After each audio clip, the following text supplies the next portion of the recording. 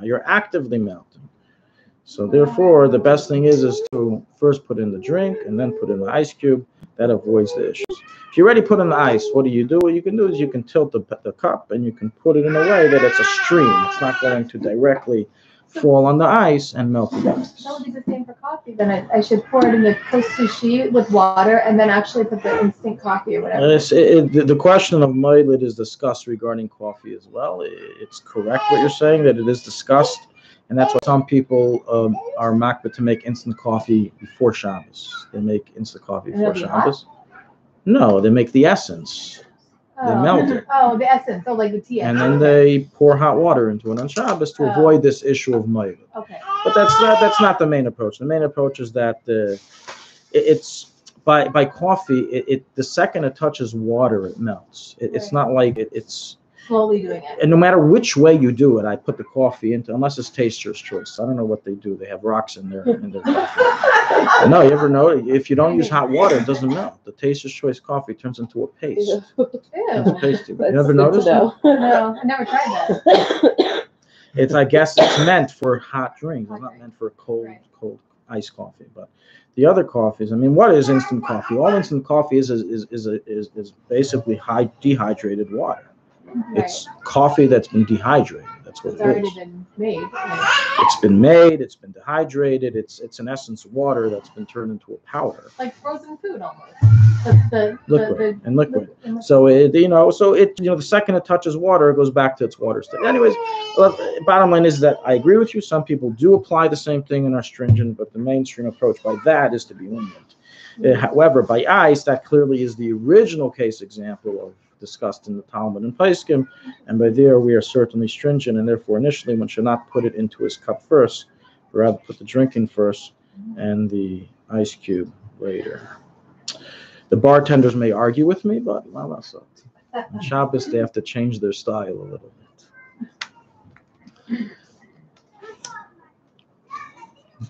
Okay, one more point on the ice, then we'll move on to another issue, summer issue. And that is with regards to, if there's water inside the bottle, often the top of the bottle becomes frozen first. So like the cap area. So can I break through that to get to the liquid? The answer is yes, you may. Even though you're actively breaking and melting, right? Obviously some melting will occur when you break it. Nonetheless, your intent is not to melt, or your intent is simply to drill through the ice to get inside to that cool juice and water, so there's no problem to do that on Shabbos. The problem is only when I shake it up for the sake of melting the ice. That's when we have an issue. That's when it's permitted to be done.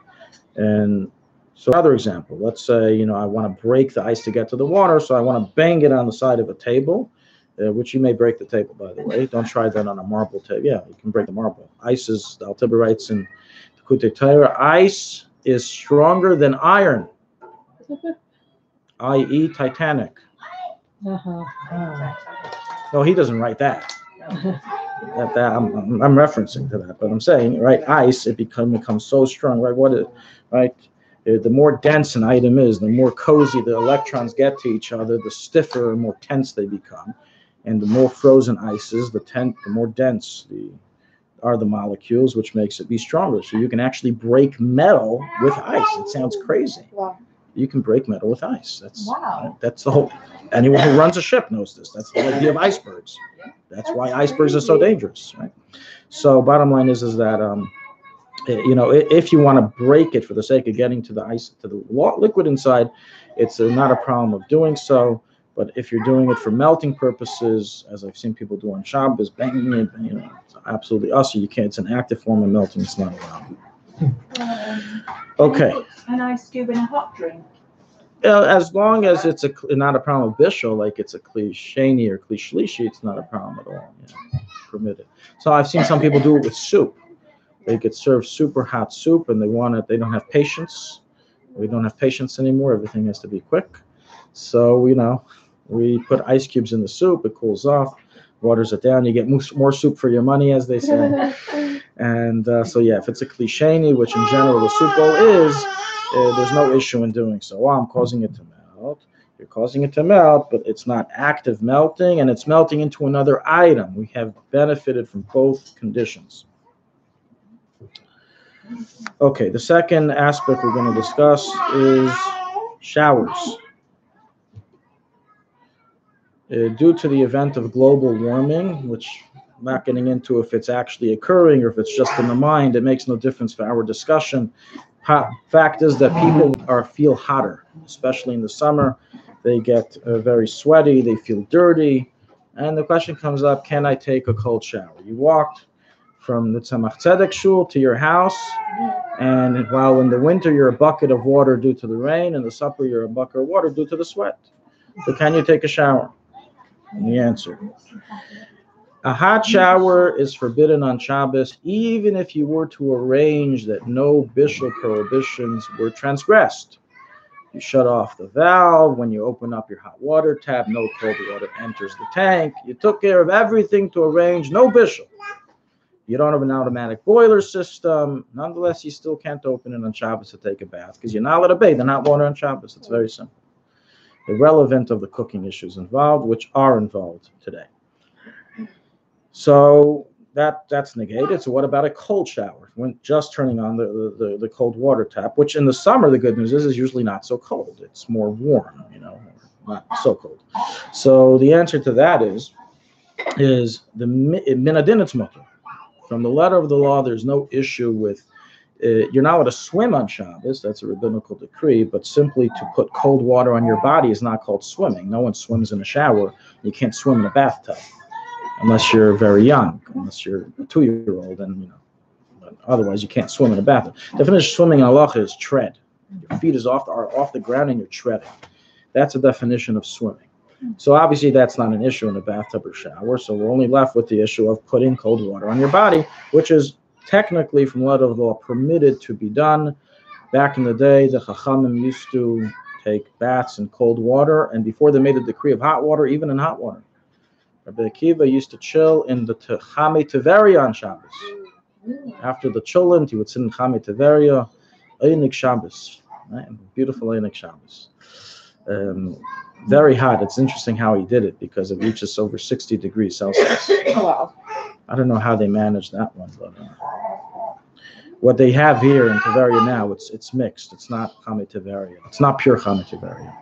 It's like 40% Chame Tiveria City, 60% Tiveria City tap water. Yeah. So, but back in the day, I don't know. I guess the bodies were able to, before they had the whole global warming crisis, the bodies were able to handle warmth. I don't know. For some reason, they were able to handle it more. So, bottom line is that once this became usher hot water, the minhag also eventually became to prohibit taking even cold baths and showers, not because there's an isser or an issue per se with putting cold water on your body, but rather because of all the other surrounding issues that may come up. For example, a person may dry his hair with a towel, which is prohibited on Shabbos. They may take the hair and squeeze water out of it, which is prohibited on Shabbos. Or they may carry the water near without an Eruv. Let's say you see, a person's walking to Tiveria, they jump into the Kinneret and they walk out. There's no Eruv. They just carried water on their body. The only time you're allowed to carry water on your body is if it rained while you were walking. Oh, so you carry it, you have water. Yeah, rabbinically, having water on your body is considered carrying. Unless, that's when you put the water on your body. So yes, if you're in Crown Heights, in which there is no Eruv, and you feel very hot and you just want to take a bottle of water and put it all over your face, do not continue walking till your face is dry. Because so long as you have as long as you have water on your body, it's considered carrying. It's forbidden. Now, if it started raining, the Chachamim didn't say, now you have to sit in the rain, you can't move till it stops raining and you dry up. The Chachamim had a little bit of mercy. They weren't that strict. They allowed you to continue walking and even run. You can even run out of the rain.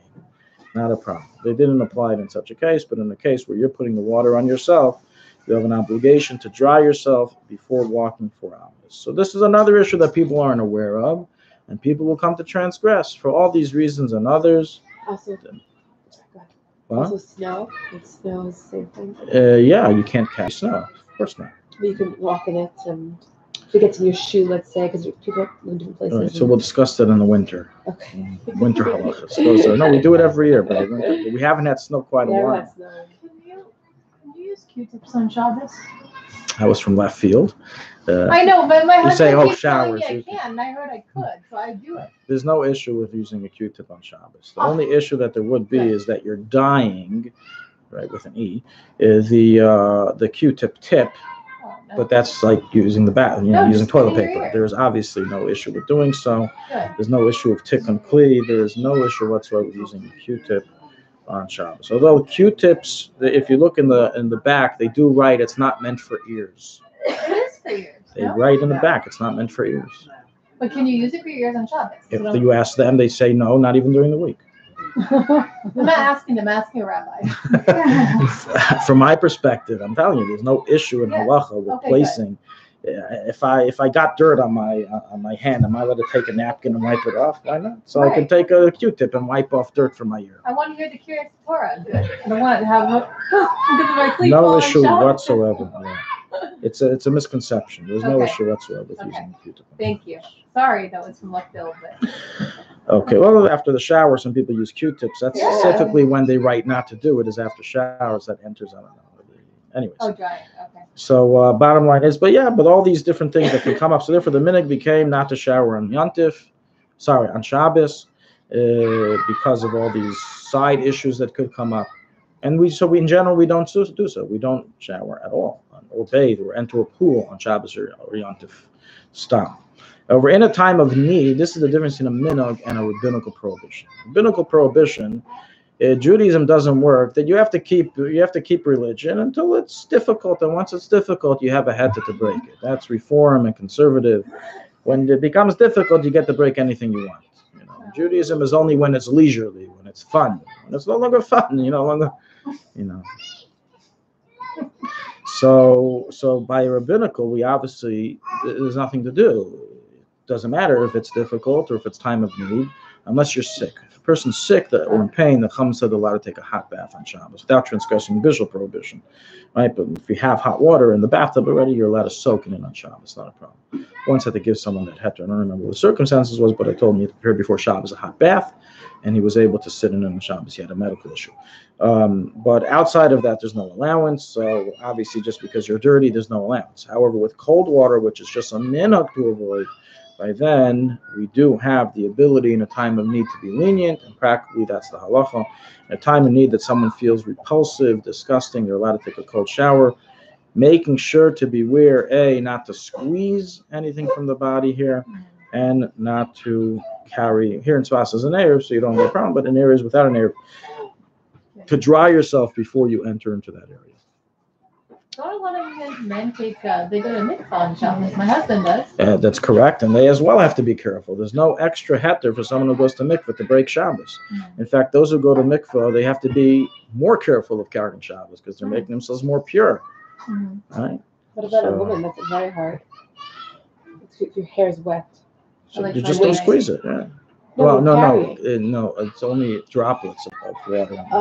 Droplets. Absorbed water is not a problem. Otherwise, you wouldn't be able to walk. We're mostly water. We're like walking water balloons. Right? Yeah. Absorbed water is not a problem. Okay. The problem is only water that is hanging on, like a drop of water that's hanging on the hand, on the arm, on the face. Usually the hair is the least issue because it's so absorbent. Unless someone has very straw-like hair, which then it doesn't absorb. Shabbos sponge hair, whatever. Anyways. Okay, our third subject, and that's our last subject of summer halachas, is regarding, this was the daily halacha of Thursday. I hope everyone who got it enjoyed it and read it. It was a lot of research, whoever looked at it. And that is regarding opening the hoods of strollers on Shabbos. So that's in general talking about opening up a hovering for the sake of providing shade, which is something that comes up in the summer. The sun is beaming on us. Can we do that? And it's mainly pertinent to strollers. In the summer, the sun is booming. In the winter, usually it's raining, so it comes up actually the whole year. Can you open it up for the sake of protecting your child? And the answer is, in general, there is a prohibition of oihel, which is making a tent, which is a subcategory of the building prohibition, to make a hovering on Shabbos for protection purposes, like to protect from rain, protect from sun, to give shade, etc. Even if it's temporary, it's still rabbinically forbidden, and therefore, in general, the answer is no, you can't do it. So in general, if a person asks, can I go ahead and open up the umbrella to block the sun, the answer would be no, because you're not allowed to make a tent on Shabbos to protect from the sun. However, the unique case by a stroller is that everything's already pre-attached. So I'm not actually building anything. All I'm doing is unfolding. So that question is, did the sages prohibit tent making or protective hovering making, even in the case where it's just unfolding the item, or only in the case where you're really building it from scratch? So if, let's say, the hood was not attached to the stroller, then I cannot attach it to the stroller and open it, because that's clear. That is the isser of making a hovering. If it was already attached and it's just full, all I have to do is open it up. So that's the question, and that is a major debate in the Paiskim. Some side yes, some side no. According to the Alter Rebbe, it's forbidden. The way we rule Chabad Chassidim, we rule that it is forbidden to be done. So therefore, a person is not allowed to open or close the hood of the stroller on Shabbos unless it was open one tefach before Shabbos. The rule is that an already existing hovering is allowed to be extended on Shabbos. So for all those who follow the Alter Rebbe, it's not just the Alter Rebbe, there's a whole list of poskim who rule this way. But for us, the main thing is the Alter Rebbe rules this way. What you have to do is you have to open up your stroller before Shabbos and open the hood one tefach worth, which is 49 centimeters worth, before Shabbos, and it's okay. Then you can open it more on Shabbos as you need, and you can even close what you opened to the point that was open. You can't close more than what was open, but you can close to the point that you knew just opened. Okay, but if you didn't do so, it's a problem. You cannot open it on Shabbos. However, other poskim are lenient. In general, the majority of the world is lenient in this, following the lenient opinions, which include the Chazon Ish. And so therefore, what you can do is you can ask someone who follows the other opinions to be your Shabbos guy. You don't have to tell him that, right? But you can ask him, on Makbid, we don't open strollers on Shabbos, not the hood of the stroller. Strollers we do open, but not the hood. Can you open it for me? And that's okay. For him, it's mutter. He holds it's mutter, and it's not an issue for him to do so. But we hold it's us, so we cannot do so.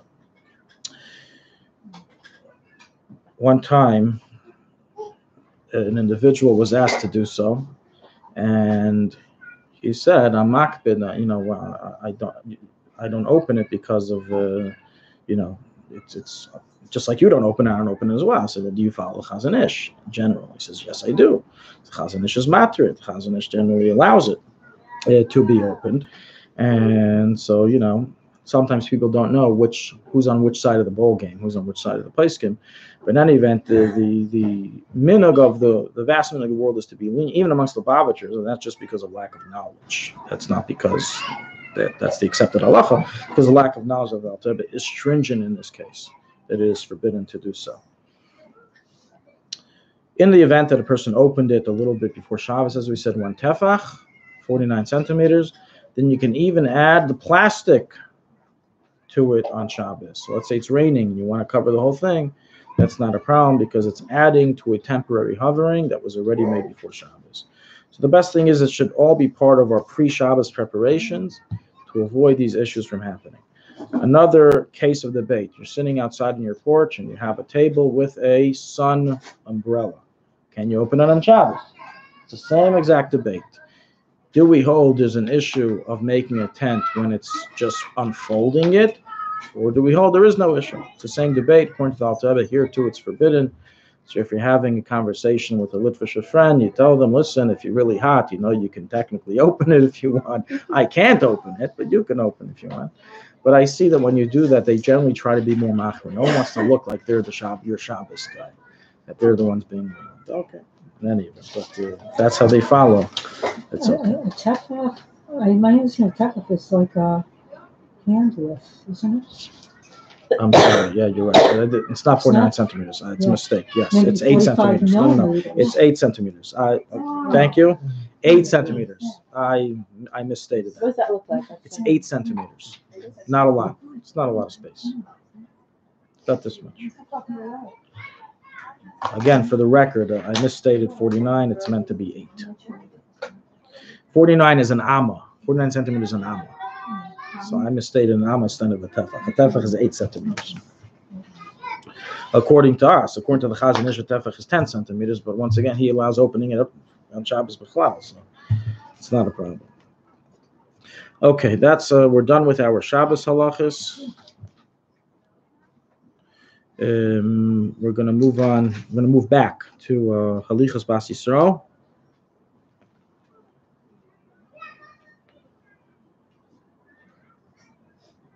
If I may, Yeah. ask one question. Because you closed up the Shabbos thing, one question. So, a few years ago, I had an earache, and a Rebbitzin gave me an essential oil to put on the back of my ear to roll on. I said, "Are you sure you're allowed to do that on Shabbos?" She said, "Yes." And ever since then, I've been doing it, and it feels wrong, but I've still been doing it because she said it was okay. But I never asked the rabbi. It's forbidden to put oil on Shabbos for medical purposes, for medicinal purposes on the body. Oh, it's forbidden? For medicinal purposes, it's forbidden, yeah. Oh, so even if I hadn't, so I couldn't use the roll-on. I couldn't. No. It's forbidden to apply any ointment for Oh, medicinal wow. purposes on Shabbos. Okay, thank you. It's permitted to do so for pleasure purposes. So if you like having then oil, I do like it. it depends. If you have a skin ailment there, then it's not. Then it's for medicinal purposes. If you don't, and you're just doing it for pleasure, then it's mutter. That's so interesting. Mamash. I don't get it. With the fragrance? If it has a Oh, fragrance, enjoy. I mean, she didn't bring up fragrance, but if it does have a fragrance, The oils have fragrance. then it all depends. Not all oils have fragrance. You can buy oil without fragrance. Baby oil doesn't have fragrance. No, I'm talking about essential oils. I guess I should have made myself Okay, clear. And so they're very, very if you're flexible. doing so for the sake of the fragrance, then it's 100% usher, because according to the Alter Rebbe, it's usher because of moilid of a chadash. It's you're making a new smell. And according to Alter Rebbe, you're not allowed to make a new smell on Shabbos, even on the body. So dispute. However, if your intent, I didn't finish. If your intent is for the pleasure of it and not for the fragrance of it, then it's not a problem. I'm not intent. Same thing with soap. I wash my hand with liquid soap. I now have a fragrance on my hand, right? But it's not my purpose. I'm not doing it for the fragrance. I'm doing it to clean my hands. So what's your purpose? If your purpose is for the smell, then it's not allowed. If your purpose is just for the oil, because you like having the oily feeling on your body, then it's mutter if it's for pleasure purposes. That's really weird. Sorry. Yeah, the more I learn, the more I see how weird I was before I learned it. Not you. I'm not calling you weird. It's just weird. My point was that it's weird because we don't understand how halacha is built. If we were inside and saw it was built, it wouldn't be weird at all. Anyways, that's a clear halacha in chapter 327 in Shulchan Aruch. That's not even like some deep nefarish. That's like explicit in the Talmud. It's a Mishnah. So that's really basic 101 Hilchos Shabbos. Okay, I found the place we're up to. We're going to continue. We were in the middle of discussing a woman-related halachas to davening. Davening per se, we already discussed in length. What a woman has to daven, the minimum prayers. We're not going to go through that again. We began going through in the book. For whoever, did anyone get a copy of it? Halichas Bas Yisrael? I have it. Is it 2 volume? Yeah, this is the same thing. It's a newer print, but it's the same thing. It's Lubavitch book? It's not Lubavitch, but we're gonna we're filling in the blanks. That's our job. Yeah. That's what we're gonna be doing. Okay, so what we discussed so far was, let's just review some of this. We said that a woman is or man, this is for men and women. Though generally a woman is davening at home, she's not davening in shul, especially during the week. She has to designate for herself a fixed place in the home for the davening. Yeah. Not to do malacha before davening. So we said laundering, ironing, cleaning, cooking, etc. Different malacha. It shouldn't be done before brachas at all. and those women who are makbid to daven shachris every day, which they're supposed to, as we already discussed in the past, then they should also first daven shachris first. Remember, we said to reschedule that. I remember there was some issues with that.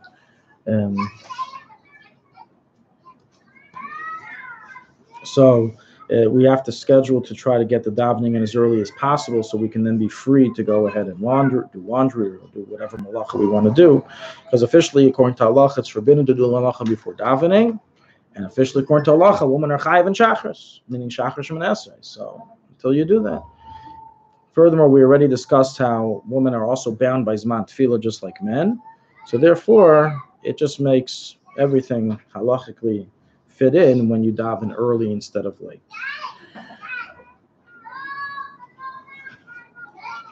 We discussed the wardrobe. We discussed how a person is to be dressed, and we said that in general the rule is that Shemana Esrei may only be recited with clothing that is fit to be worn in an audience with a king, which we translate to mean when you go outside. You would wear this outside. It's acceptable in a normal environment. Now today, everything's acceptable, everything. So, so obviously that we know we've lost the ability to measure that just by going outside.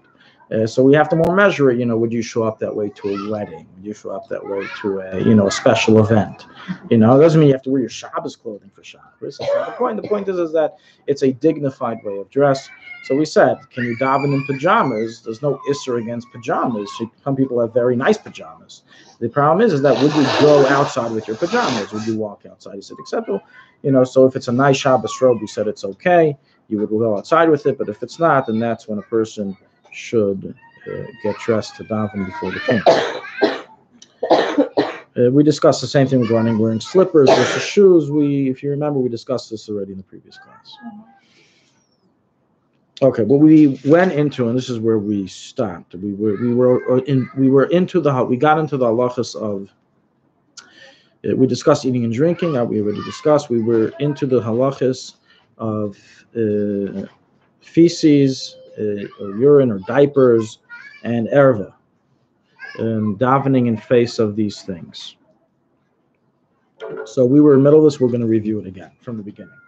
What we discussed so far was as follows. There is a biblical prohibition, whether for a male or a female, irrelevant of whether they're obligated to learn Torah or daven. They're not, a man or a woman is not allowed to learn Torah or daven in face of a erva or in face of excrement, feces, or urine. So generally, where does this come up generally? Generally it doesn't come up so often, right? So where does this come up? A child in a diaper. If a child is in a diaper, or even worse, not in a diaper, walking around potty training, then, or we have a potty around in the house, so that's considered actual tzaya. It's considered actual like feces, especially if it's dirty, but if it's not dirty, it may be considered that way. If it's not properly clean, then, so this enters us into the question, can you daven? What we explained in the previous class on this subject is that we said the following rule. So long as it's covered, then there's no problem with it, even if it's covered by glass. As long as it's covered, even though you know it's there, it's not a problem, and you don't smell it. So let's talk about a baby made in the diaper. Can I continue davening? Can I continue learning? So what we explained is that even though a diaper is covering the feces or whatever it is, it will absorb the urine, nonetheless, that itself is considered a graf shari. The diaper itself is considered like a potty. So you can't daven in front of a diaper that's soiled, irrelevant of whether you can see or not see or smell the feces, because that itself is like a potty.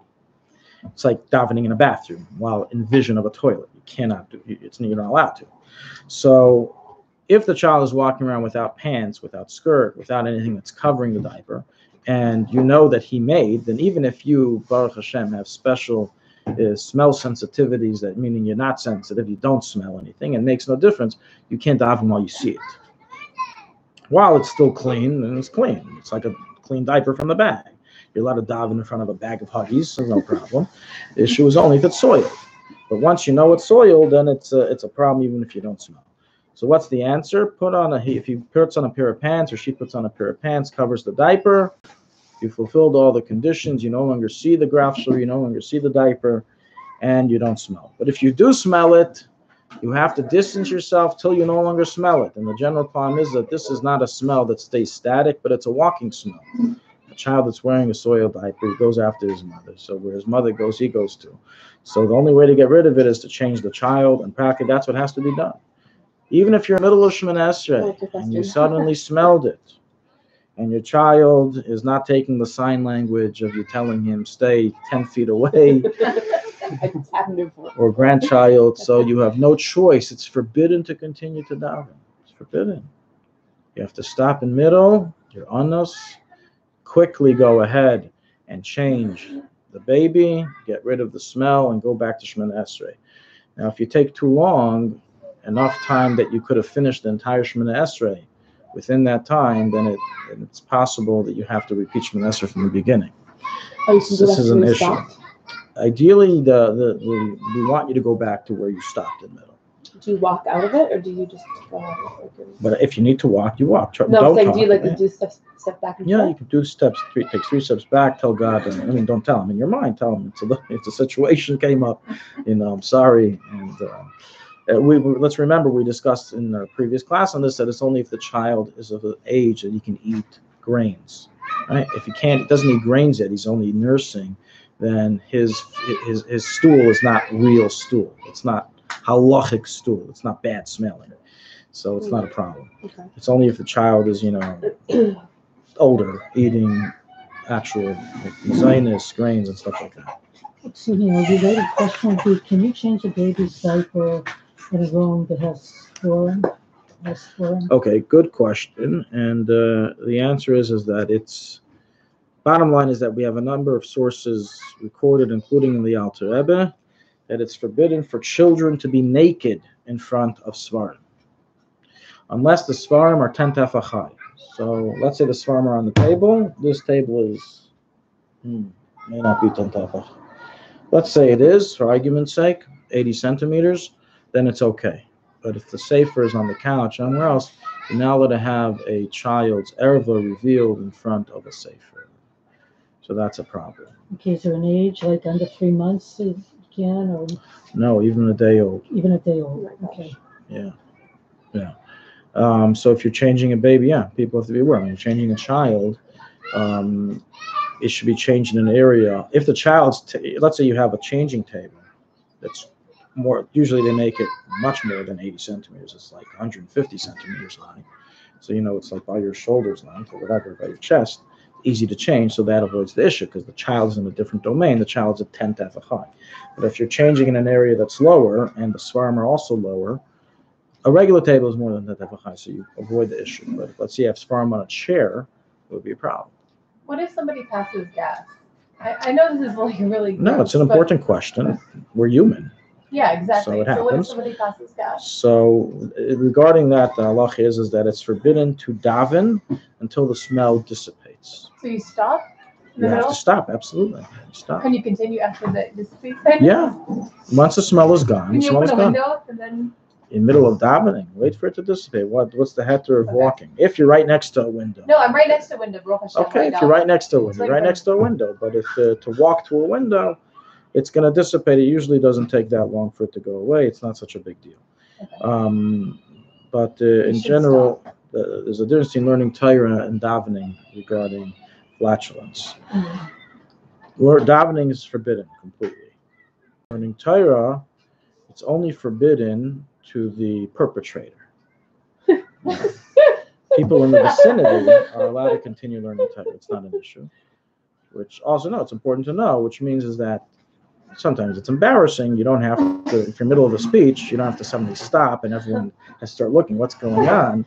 Or, you're allowed to continue and ignore it.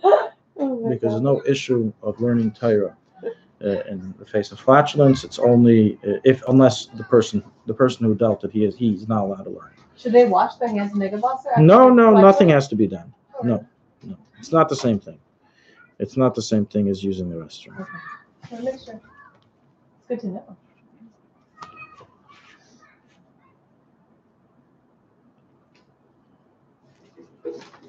Did we discuss traveling before davening? No. I don't remember if we discussed that. I think we skipped it somehow.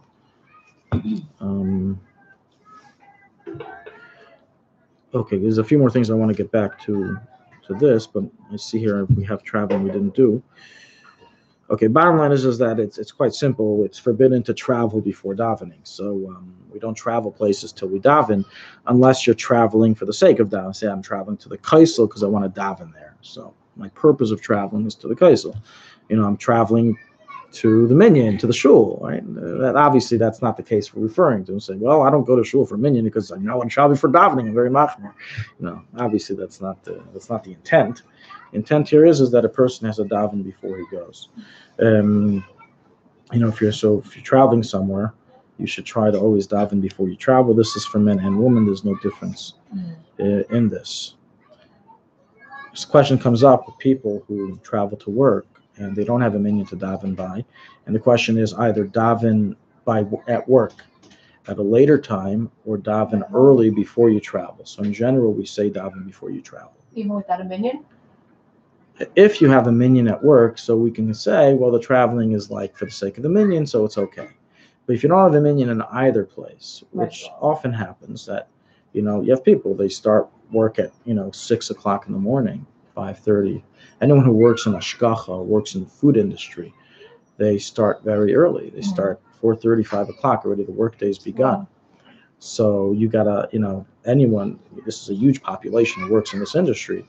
That's the hours. So you're stuck because you're not going to get a minyan at work, and there is, there's no minyan at 5:30, 5 o'clock in the morning. So the answer in this case usually is that we tell them it's better for them to daven at home before they travel than to daven later. But this is a specific case where everyone has to ask the Rav what to do, how to go about it.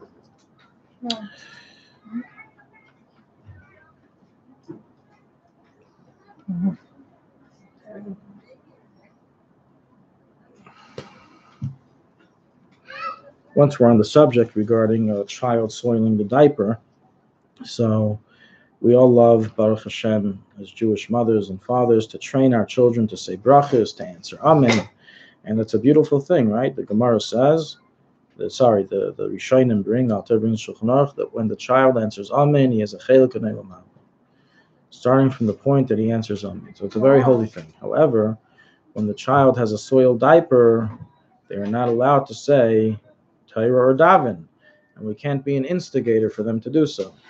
So a child is not chayiv in mitzvah. So if the child wants to rattle away brachas with a soiled diaper, he's below the age of chinuch. I don't have to stop him. I don't have to put something in his mouth so he stops talking. But I can't tell him, say a bracha.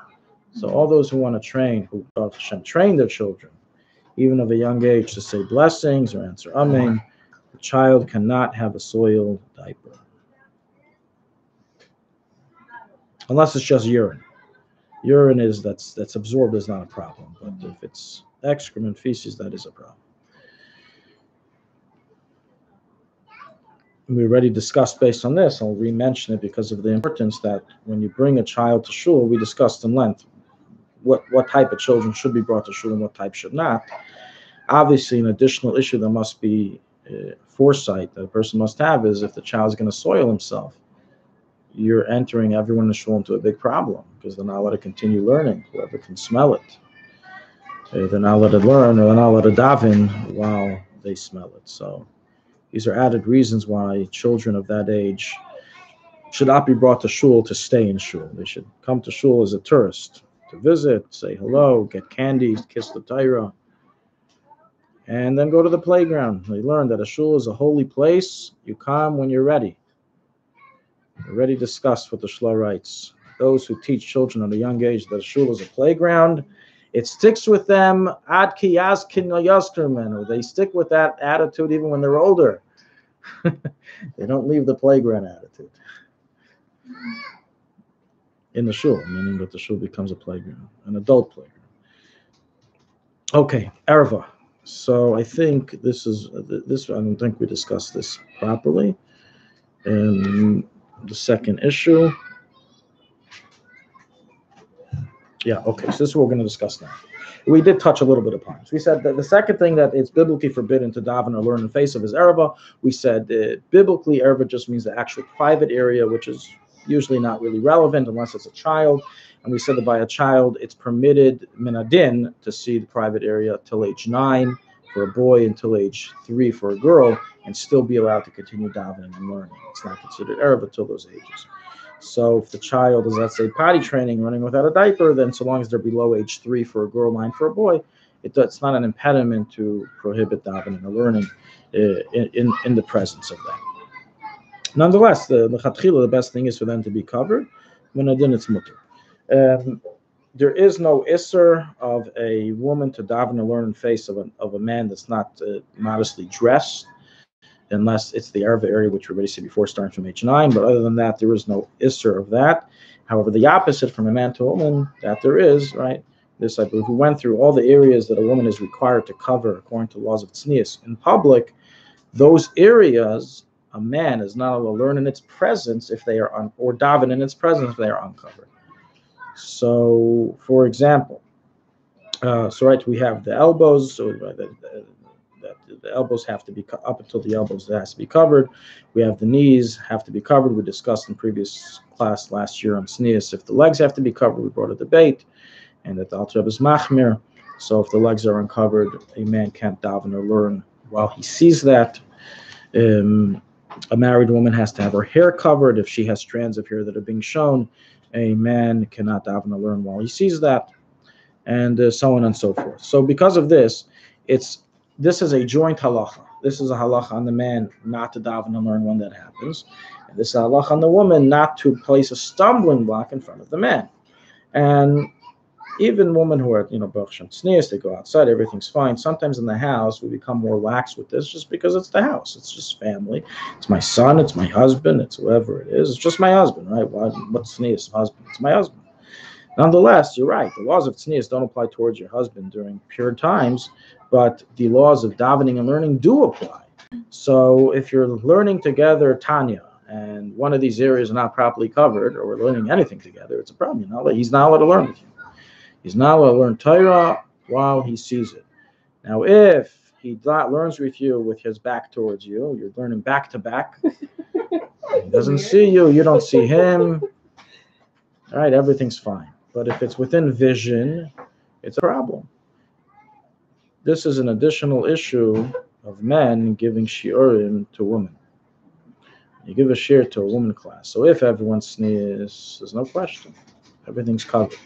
But if there are women who aren't modestly dressed, so the man giving the shiur is in a pickle. He's in a problem because he's not allowed to give he's not allowed to learn Torah. He's not allowed to teach Torah while he sees that. So the answer is he's not allowed to look, and he doesn't look. He can look at other women. He can look at the floor. He can stare at the book. He can do whatever he wants. He just can't stare at this particular area of this immodestly dressed woman while he gives the shiur. This is a very big issue in Chabad houses. And it's a job of the Rav to be aware. I'm not saying that every Chabad house should have a policy of modest dress. Maybe it depends on the Chabad house. Everybody has to know their crowd. If people aren't going to come because of that, they have to know their crowd. But sometimes you have to see what shiur is better to be given by a Rebbitzin than to be given by a male. In general, the Rebbe's sheet always is that if a Rebbitzin can do just as good of a job, then don't have a male teacher. That's why we have some competition. My wife may take over soon.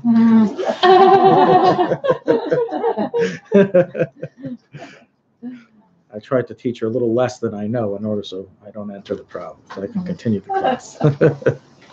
So, but yeah, that's real. But nonetheless, it's the issue is simply because there were daily Yisrael who said that men should not be teaching women at all. But halachically, that's not accurate. Halachically, it is permitted for a married man to teach women. A single man cannot teach women. That is true. A man who is single is not allowed to teach women. That's the halacha because of chashad. But a married man is allowed to teach women. And the issue is specific, right? With Beis Yaakov, when Beis Yaakov was first founded in the late 1800s, I believe. Early 1900s. So it was founded by Gedolei Yisrael. It was a woman who was, the backbone of it, but there were many letters that went back and forth to Gedolei Yisrael in Europe and Poland the Emiryadim of Gur, the Rebbe of Alexander, and other Gedolei Yisrael at that time, and they all agreed that there was that they should have a man be the principal of Beis Yaakov, and I forgot his name, but the first principal of Beis Yaakov was a man, was a rabbi. And so bottom line is that that's not an issue so long as the person is married. But there is an issue in Beis Yaakov, everyone's dressed tzniusly. If you have a non-tznius crowd, so either you should have a woman give the shear, or the person can't look. If a person doesn't look, it's not an issue. That's why, let's say on a bus, a person is allowed to learn Torah, or a man is allowed to learn Torah or daven, or whatever he wants to do, say Tehillim, even if there's not tznius woman there, because he's not looking at them. If he closes his eyes or removes his vision away from them, it's not a problem. So that's really what's done. If the person moves his vision away, it's not an issue.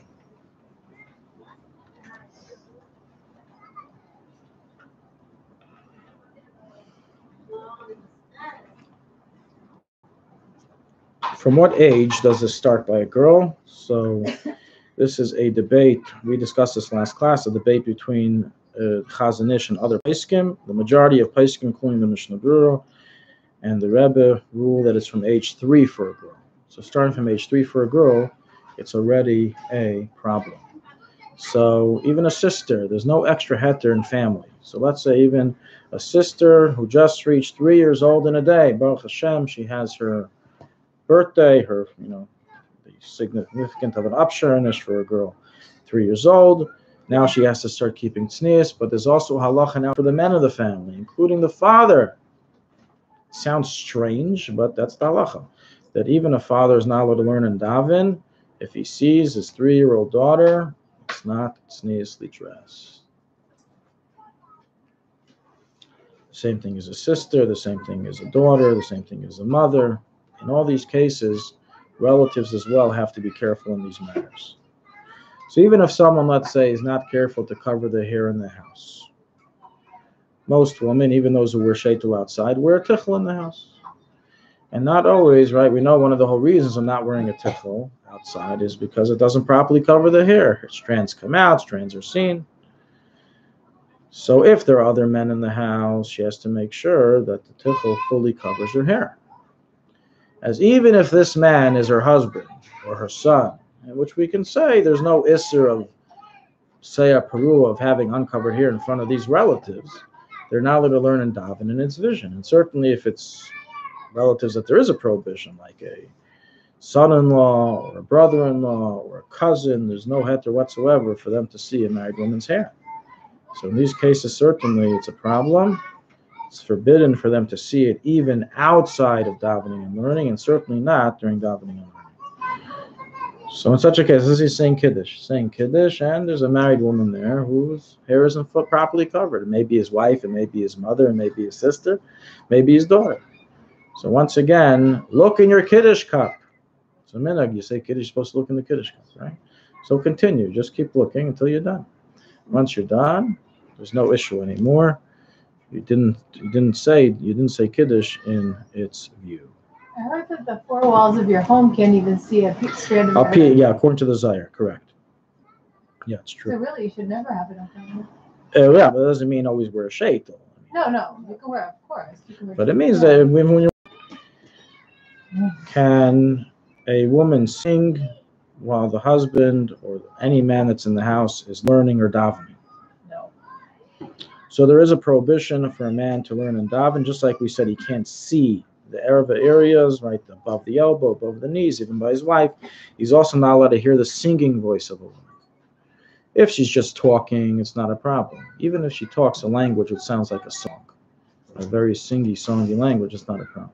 Yeah, that's the reason why technically there's a heter for a woman to read Megillah for a man, even though she's reading the Trup. Right,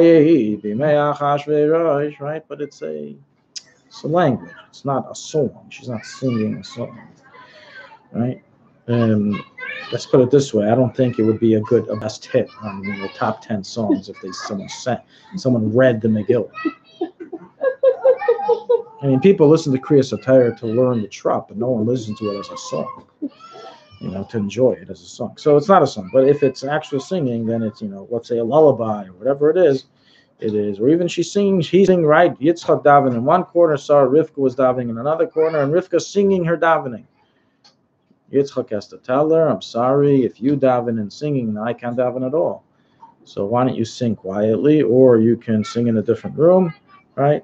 Or I can go in a different room, whatever it is. He's not allowed to listen to her sing while he's davening or learning. And this comes up, what can a husband and wife sing mirrors together? You want to sing Asada Sudasa or any other nigun. So what do you, if you're saying words of Torah in the nigun and she's singing with you, then you can't sing, right? So there it's a little different because you're not learning Torah, you're not intending to learn Torah, you're intending to sing a song.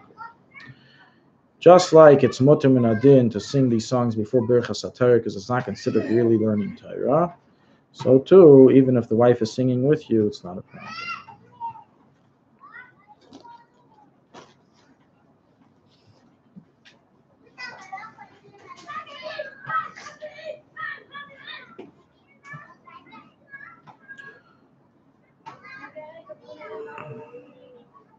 Okay, we're up to here, 14. At what age can you hear a female child sing? That's from the age of Erva. So it's from the age of a non-relative, it's from the age of 11. Approximately when a girl gets her period. So it's usually about age 10, 11 years old. So we consider a girl in Erva that you're not allowed to hear her sing.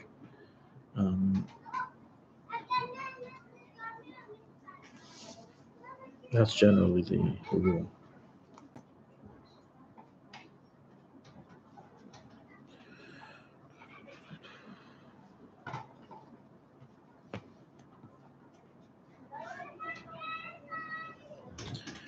That's unlike tznius. Let's say an elbow, we said, is already from age 3, but by voice, that's specifically by an erva. It's not by any woman. It's specifically by an erva that it's a problem. Okay. Halacha 14. A woman in the middle of Shemoneh Esrei is allowed to signal a child who is crying or disturbing her. Should her not interrupt the Shemoneh Esrei by speaking. The child is causing a disturbance which makes it difficult to concentrate. She may walk over and quiet him down, but she may not speak. So what this means in simple English is that if there is a disturbance occurring in middle of davening, while you're not allowed to stop and speak during davening, like be quiet or go somewhere else, what you can do is you can pick up the child and move the child elsewhere, or hold on to the child if necessary, to calm him or her down in order to quiet the interruption. Same thing applies with the phone. The phone today is one of the biggest nudnikim in the world. So the good idea is, for sake of sanity, turn it off.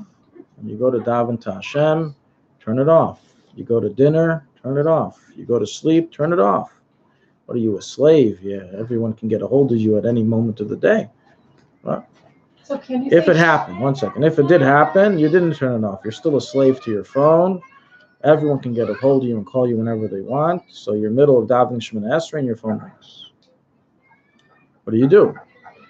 So if you don't want to wait for sometimes people aren't patient. They will call again until you pick up. You call 5, 6 times. So you can walk over to your phone and do what you should have done beforehand. Turn off the phone in middle of Shemoneh Esrei. Because right now this is a disturbance, and I'm unable to continue davening with hearing this song in the background, with this music in the background, or the ring in the background, etc. This especially applies if you're in a shul. If you're in a shul, you're then disturbing the entire shul.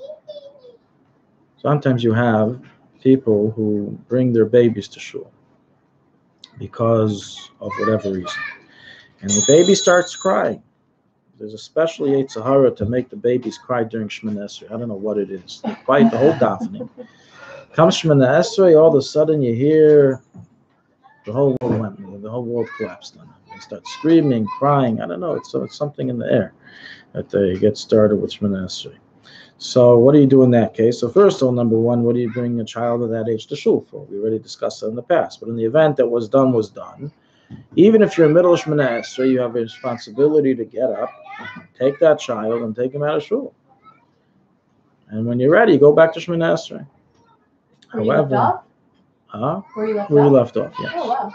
Where you left, you continue from where you left off, but there's no issur of removing a disruption during Shemana Esrei through walking and taking it out. To talk is a different issue. That's a more severe issur, and that's not allowed. But to simply move for that sake is permitted, and that's what we said should be done in a case where there is a disturbance, especially if it's a public disturbance to the shul. So we take 3 steps back as well. So I don't recall right now if that's written, that you have to take 3 steps back. Here he doesn't record it. It is written regarding other cases that when you take a break, you should take 3 steps back, and then you don't lose anything out by doing so. Let's put it that way. Can you shush somebody when you're in the middle of Shemana Esrei? Like go shh. Yeah. Pashtus, it could be sure. Probably not it's not a form of speech. It's just a motion, but it's a sound. It's a sound. Okay. How about that? Without saying shh. Usually most people understand what this means. Usually. But unfortunately, a lot of times people, the general attitude of someone who doesn't have the foresight or common sense not to talk in the middle of Shemana Esrei when everyone's davening, is that they're going to talk even more when you tell them not to. Because who are you to tell me? Who are you to tell? Right? People have attitudes, so so you have to sometimes do what's best. If it's a child, you can physically pick them up and move them. You can take them out elsewhere. But,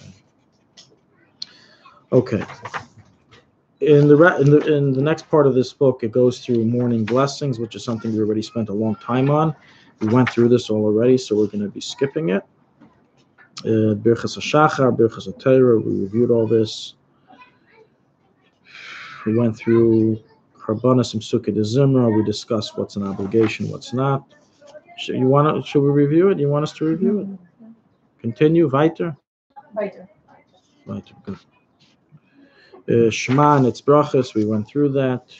What a woman is obligated in. Zman Tefillah, we went through.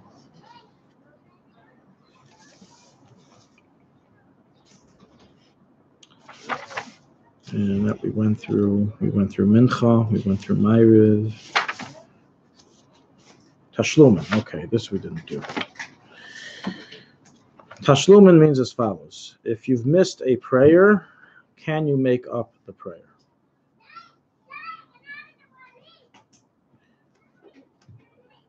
So the general rule is like this. Any daven, any prayer that you have missed, aside from Ma'ariv, which you're not obligated in, right? We discussed that women aren't obligated in Ma'ariv. They never accepted it upon themselves. Only in, according to Mishnah Berurah, we said they have to say the bracha of Emes Ve'emunah because of Yetzias Mitzrayim. But we said in the class that you can suffice with Kriya Shema Shalamita, so you don't have to actually say Ma'ariv or any part of Ma'ariv. Even those who do, it's only the bracha of after Shema. It's not the whole Ma'ariv. But so Ma'ariv is never an issue. There's no such thing as you miss Ma'ariv because you don't have to daven Ma'ariv. So the question here is more Shachris Mincha, which women are obligated to pray.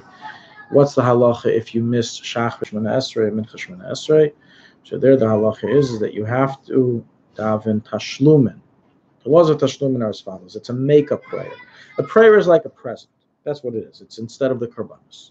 So if I didn't give my wife her birthday present on her birthday on Sunday, then let me make it up on Monday. Right? It's Tuesday. It's too late. So there's a time limit on when you can make up. After that, the damage is already done, and now this is just for the future. It doesn't make up the past. The past damage is already done.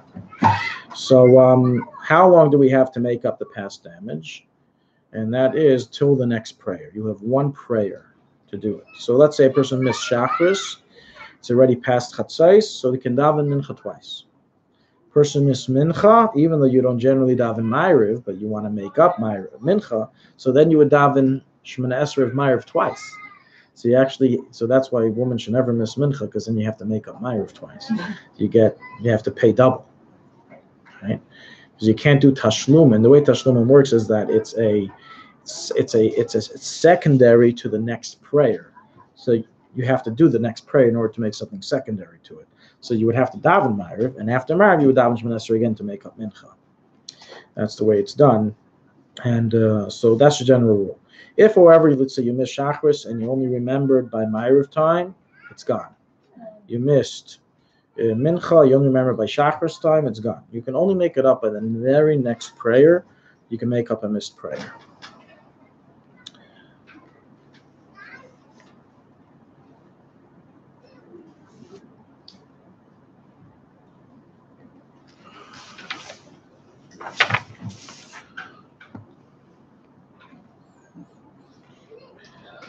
Okay, we discussed regarding Musaf, we discussed regarding Halo, we discussed regarding Kriya Shema.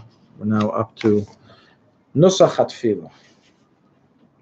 What does that mean? The Nusach, the dialect of prayer, the version of prayer that a woman should daven. So we know that there's many different versions. Go into a bookstore. You ask them, can I have a sitter? So they're going to ask you, which Nusach? And you say, any Nusach. What do you mean any Nusach? There's like 50 different Nuschais. You have Sephardi, Moroccan, Iraqi, Ravad Yosef, Mordechai Leo, Ashkenaz, Sfard, Arizal, Qamrana, Chernobyl. You have almost every shul has their own Nusach. So everyone has their own, there's so many different Nuschais. So which Nusach should we daven?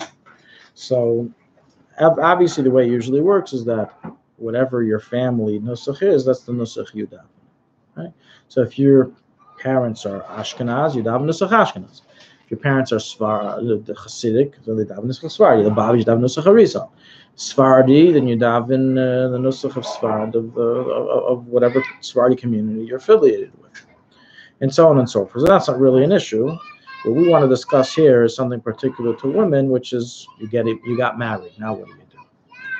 So if you're married within the same sect, a Moroccan married another Moroccan, an Iraqi married an Iraqi, Lubavitcher married a Lubavitcher.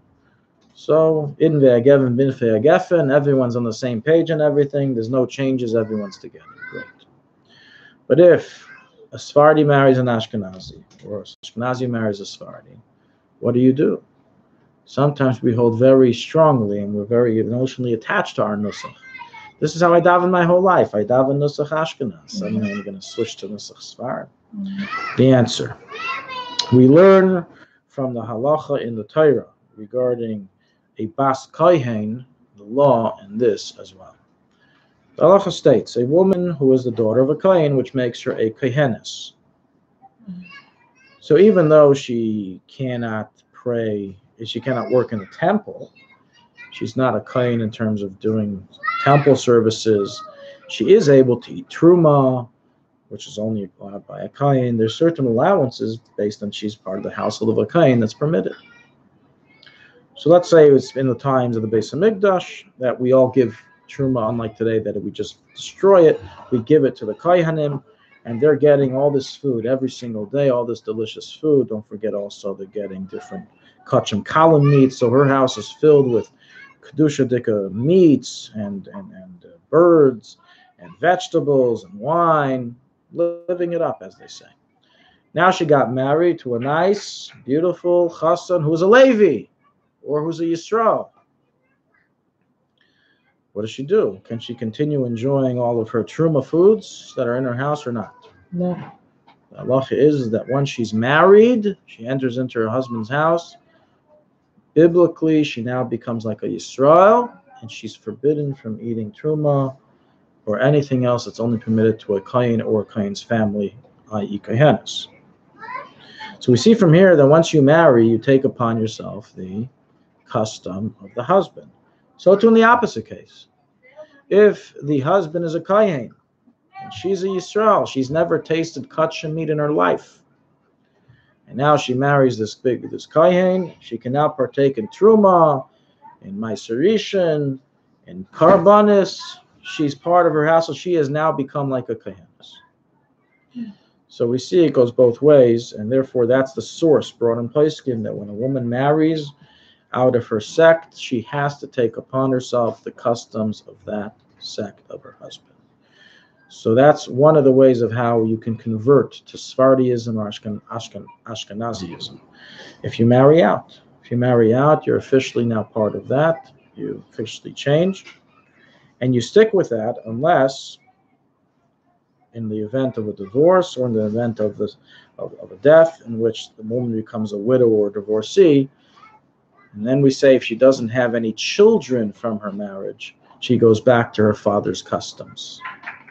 So if a woman, let's say the marriage didn't work out, a Sephardi woman married an Ashkenazi, 3 months, it didn't work out, there's no children. Even though for those 3 months she started davening Nusach Ashkenaz, it was over Pesach, she didn't eat any rice on Pesach.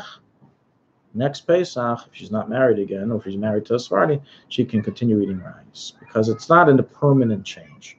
It's a temporary change just during the marriage.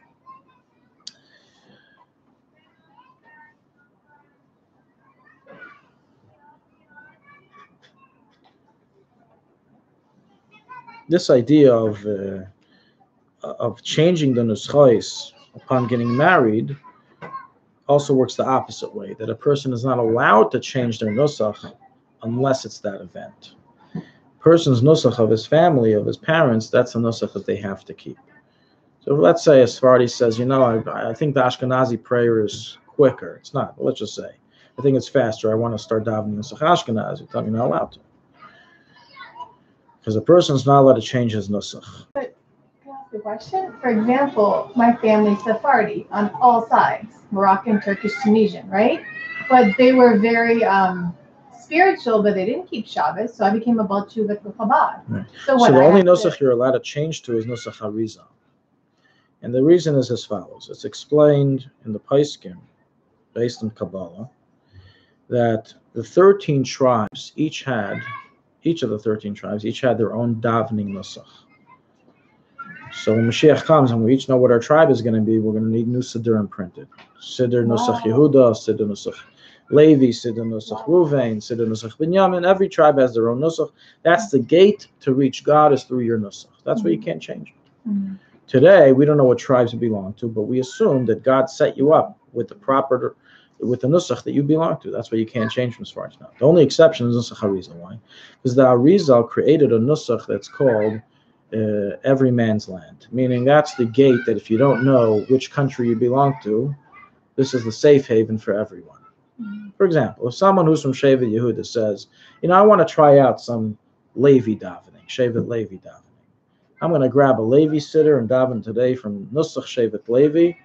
So he's going to still say the words, but upstairs in heaven, the angels aren't going to allow his prayers to pass. They're going to stay there. Wow. They're going to be taken to the waiting room in the border control and never allowed in. They're not going to be sent right back to earth.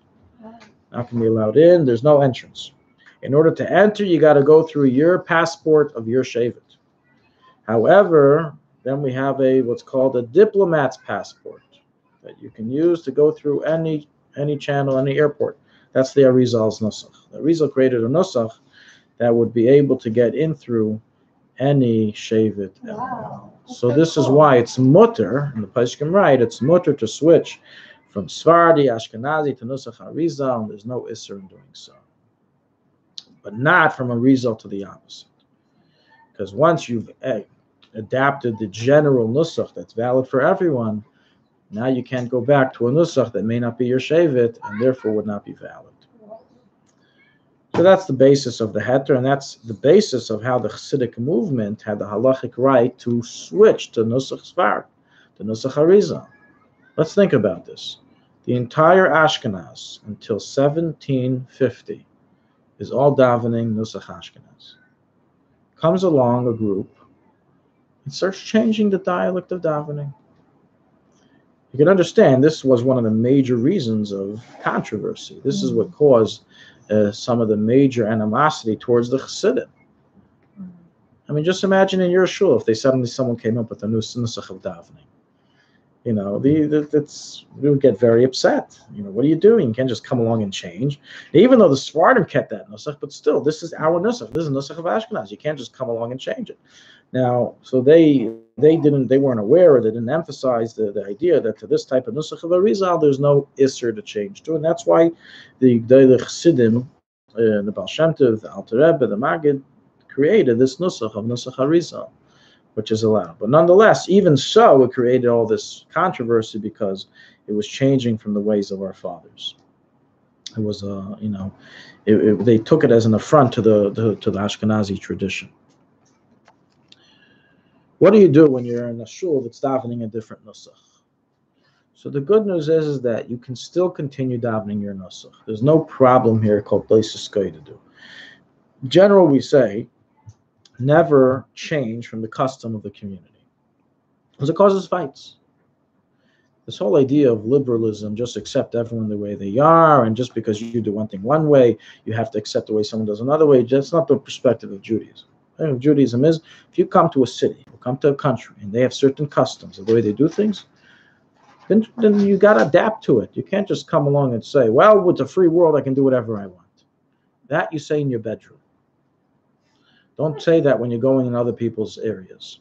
That's the perspective of Judaism. Mm-hmm. So if you're walking in an area where they have certain customs, this is what then you have to follow. If you want to visit Rahid, right, the capital of Saudi Arabia. What's the capital? Rahid. Riyadh. Huh? It's Riyadh. Riyadh. You want to visit the capital of Saudi Arabia. It's a free world. I can walk around the way I want. What are you talking about? You got to put on the covering, the hijab, because that's the minhag Medina, that's the minhag Makkah. Not just for safety reasons. Even if you got special protection from the Saudi prince, I promise you we'll have snipers all over. Anyone who tries throwing rocks, we'll take care of them. That's all you can do with that. It's minhag Makkah.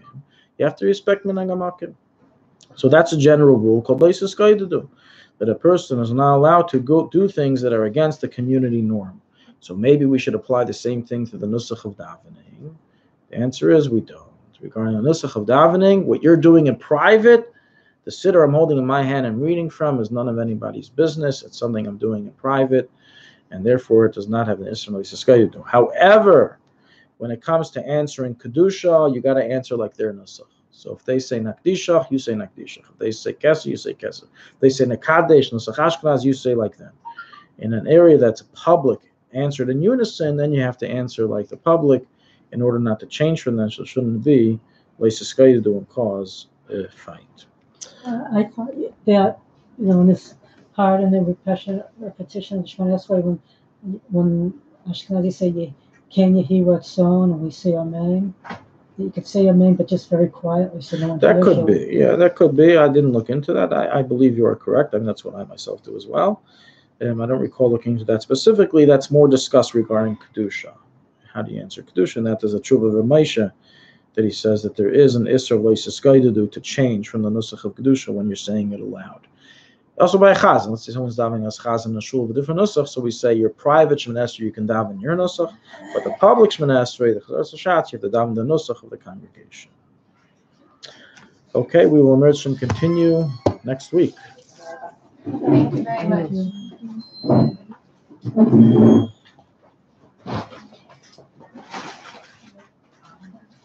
Rabbi, I made